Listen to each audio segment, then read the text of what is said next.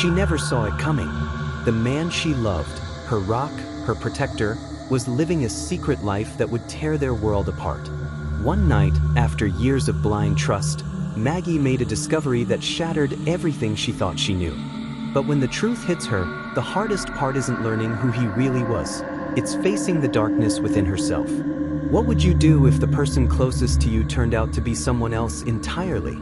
Maggie sat at the kitchen table, her coffee steaming in front of her. The morning sunlight filtered through the blinds, casting long shadows across the room. Everything about this moment felt so peaceful, so normal. But the truth was, something inside her was slowly unraveling.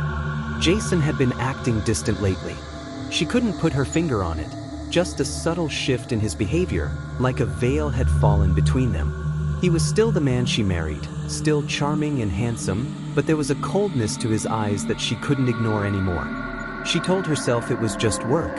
He was busy, stressed out maybe, but deep down she felt it, the doubt gnawing at her, tugging at her every time he left for a business trip or answered his phone in hushed tones. It was all too much. One evening, Maggie stumbled upon a strange message on his phone. A burner phone. A text that read, "The job is done. Expect payment tomorrow." She froze. Her stomach twisted into knots. What did that even mean? Jason had never been anything but loving, but this was something else entirely. The seed was planted. Maggie knew she had to dig deeper. But as the days passed, she convinced herself it was nothing. That she was just overthinking. The truth was far harder to accept. Jason came home late that night. He kissed her on the cheek, his usual smile in place, but there was a weariness to him that only deepened her suspicion. They didn't talk much that night. She tried to push it out of her mind, but her hands were trembling, her thoughts a blur of confusion. What was Jason hiding? Maggie couldn't sleep that night. Her mind raced, heart pounding in her chest. She could feel it, something was off. It was too quiet in the house. Too calm. Too normal. Jason was out again on one of his trips. The perfect opportunity. Maggie found herself walking down the hallway to their bedroom. Her hands were cold as she unlocked his drawer, the one he kept locked. There, in the dim light, her fingers brushed against something foreign. Papers, cash and strange bills, a passport in a name she didn't recognize. And then there was the phone. The burner phone. She picked it up, her heart hammering in her chest, and scrolled through it. Pictures of men, some alive, some dead. The realization hit her like a ton of bricks. Jason wasn't just a man with a stressful job. He was a hitman. Her husband was a killer. Her head spun, and a chill crawled down her spine. She dropped the phone, her hands shaking. The life she had built, the love she had nurtured for years, it was all a lie. Jason wasn't the man she thought he was. But what could she do? How could she confront him? As if on cue, she heard the front door creak open. He was home. She froze, staring at the door, the weight of her discovery heavy in the air. Jason entered the living room, his face lit by the soft glow of the hallway light. His usual calm demeanor seemed forced now. Maggie stood there, holding the phone in her hand. Her voice was a whisper at first, barely audible. "Who are you, Jason? What are you really doing?" He froze. The tension in the room grew thick, suffocating. Jason didn't answer at first, his eyes flickering with a mix of surprise and guilt. Finally, his lips parted and he spoke, his voice low and tired. "Maggie, I never wanted you to find out. I never wanted you to get involved in this world. But I can't hide it anymore." He sat down, running his hands through his hair. "I'm not who you think I am. I'm not just some guy with a stressful job. I'm a killer. I've been doing this for years, working for people who'll do anything to get what they want. But I always kept you away from it. I thought I could protect you."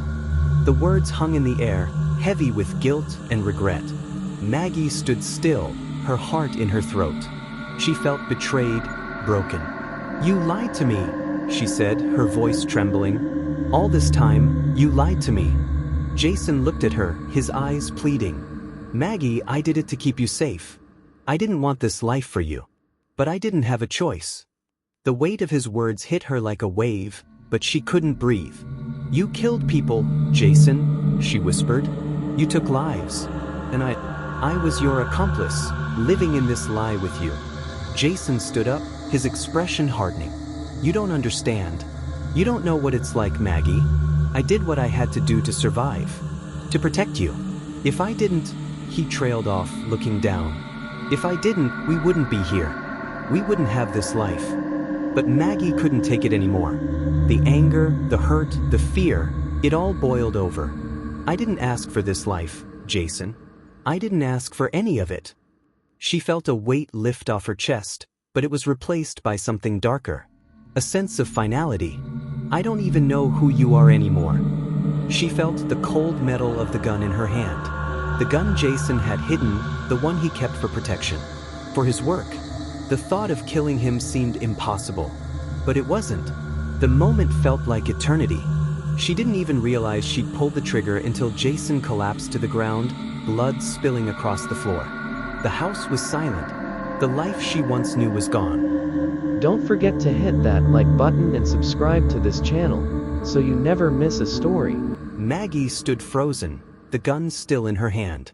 The room was quiet except for the sound of her breath, ragged and shallow. Jason's body lay on the floor, lifeless. She couldn't move, couldn't think. She didn't know what to do. Her hands were shaking uncontrollably. The weight of what she had done sank in, and her knees buckled beneath her. She crumpled to the floor beside him, tears streaming down her face. "What have I done?" she whispered. "What have I done?" The house that once felt like a home was now a tomb. And Maggie, in that moment, felt utterly alone. The police would come soon. The sirens would wail, and this world she had known would come crashing down around her. But no matter what happened next, Maggie knew one thing for sure. She could never undo what she had just done. Maggie sat in the sterile, cold prison cell, staring blankly at the wall. Days bled into weeks, and the weight of her actions crushed her every waking moment. The guilt was suffocating. Her thoughts were a constant swirl of what's, why's, and the haunting image of Jason's lifeless body. The trial was a blur, the lawyer's voice distant, muffled by the fog in her mind. But in the end, they had found her guilty. And now she was here, alone. The door opened. A familiar face appeared, Serena, her old friend from before everything had spiraled out of control. Serena was shocked to see her here, but there was nothing but sympathy in her eyes. "Maggie, I can't believe it," Serena whispered. Maggie didn't know how to respond. She didn't know what to say. Serena sat down beside her, trying to offer comfort, but Maggie couldn't accept it. Not yet. Not when the truth of what she had done felt like a knife lodged deep in her chest. "You didn't have to kill him," Serena said softly. "He was dangerous. You didn't have a choice." But Maggie only shook her head. "I did. I could have walked away, Serena. I could have left him. But I didn't. And now, I have to live with that." The silence stretched between them, and Maggie felt the weight of everything. The choices she made. The life she had destroyed. But as Serena spoke, something inside her began to shift. Maybe this wasn't the end. Maybe there was a chance for redemption. A chance for Maggie to be something more than just the woman who killed her husband. Maggie felt the sting of Serena's words, though she could barely bring herself to respond. The silence in the prison yard pressed down on her, making the weight of everything feel unbearable. The life she had once known was gone, slipped through her fingers like sand. Jason was dead, and no matter how much she tried to rationalize it, the truth was inescapable. She had killed him. She had made the decision. But it wasn't just the physical act of ending his life that tore at her. It was the destruction of everything she had built, everything she thought was real. The guilt of knowing she had been living in a lie for so long was what kept her awake at night, her heart racing with regret and confusion. The past few weeks had been a blur of trial dates, lawyers, and courtrooms. But now, as she sat with Serena, she understood one thing with clarity. She could never undo what had been done. What was she left with now? Redemption? Was that even possible? The days bled into weeks, and Maggie's resolve started to change. The thought of living with this weight forever, it was unbearable.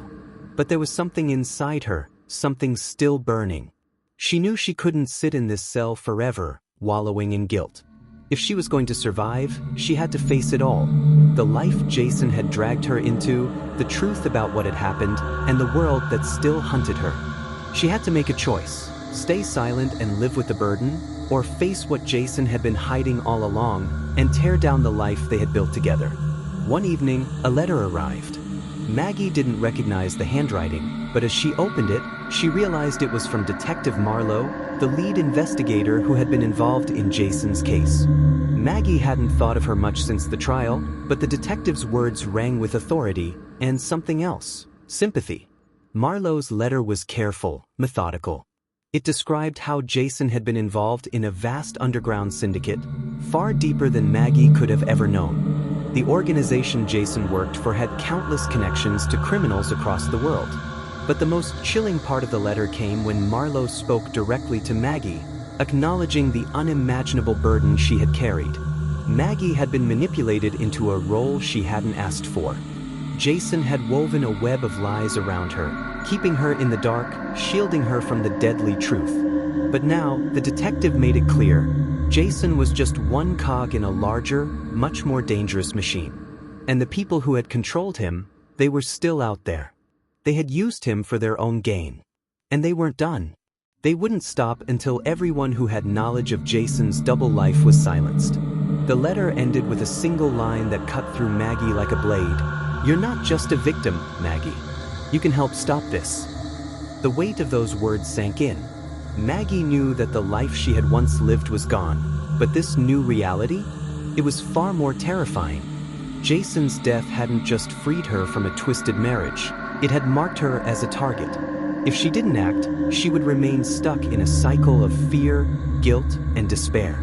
But if she did act, if she helped bring down the syndicate that had taken so much, maybe she could find a way out of this nightmare. Maybe she could find some semblance of peace.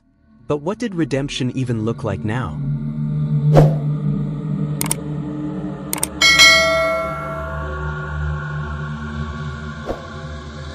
Maggie's heart raced as she met with her lawyer again, the air thick with anticipation. She didn't know exactly what she was asking for, but one thing was clear: she had no intention of staying silent anymore. The walls of the prison felt like they were closing in on her, and if she was going to find a way to make this right, she needed to act quickly. She was no longer the woman who killed her husband. She was a woman who had been forced into a role she never asked for, and now, she would expose the darkness that Jason had brought into their lives. She wanted to see the people who had been pulling the strings fall. Her lawyer, initially reluctant, saw the determination in her eyes. He had spent months trying to find a way to reduce her sentence, but this was a different path. If Maggie was serious about taking down the syndicate, there was no turning back. They would have to involve the authorities in a way they hadn't anticipated. The plan was risky. It was dangerous, but it was the only way she could take control of the situation that had spiraled so far out of her hands. Maggie didn't know if she was ready. How could she be? The reality of facing the syndicate, knowing they were watching, knowing that they would never let her go, was terrifying. But when the plan was set into motion, there was no turning back. Her lawyer and Detective Marlowe arranged a meeting with an undercover operation that would infiltrate the organization. Maggie was needed to help identify key figures, provide information about Jason's involvement, and help bring the syndicate down from the inside. It was a long shot, but it was her only shot. The night of the operation was quiet, almost eerily so. Maggie stood outside an old warehouse, her heart pounding in her chest. She couldn't help but feel like everything had led her to this moment. The truth she had buried for so long, the life she had tried to ignore, was now catching up to her. The warehouse was cold and dark, the kind of place Jason had once worked in, a place where secrets were exchanged and lives were bought and sold. This time, Maggie wasn't the victim. She wasn't the terrified wife in the dark. She was a woman on a mission. Inside the warehouse, the confrontation was intense. The syndicate had no idea what was coming. Maggie watched, heart in her throat, as law enforcement moved in, their footsteps heavy and deliberate. The moment of truth had come. The warehouse echoed with shouts, the sounds of violence and tension filling the air as the operation unfolded. Maggie stood in the background, her role clear: She would help the authorities identify the leaders. She could hear the voices in the distance, threats, anger, fear. But for once, it wasn't her own fear that gripped her. It was the fear of those who had controlled her life. It was their turn to feel it now. One by one, the key members of the syndicate were brought down. Maggie watched as the law closed in on them. She was part of something bigger now, something that wasn't about hiding, lying, or running anymore. She was taking back control. And as the final figures were taken into custody, she knew her journey had only just begun. In the weeks that followed, Maggie's life began to change. She continued working with authorities to dismantle the remnants of the syndicate. Slowly, painfully, she began to piece together the parts of herself she had lost, parts that were buried under years of lies, betrayal, and violence.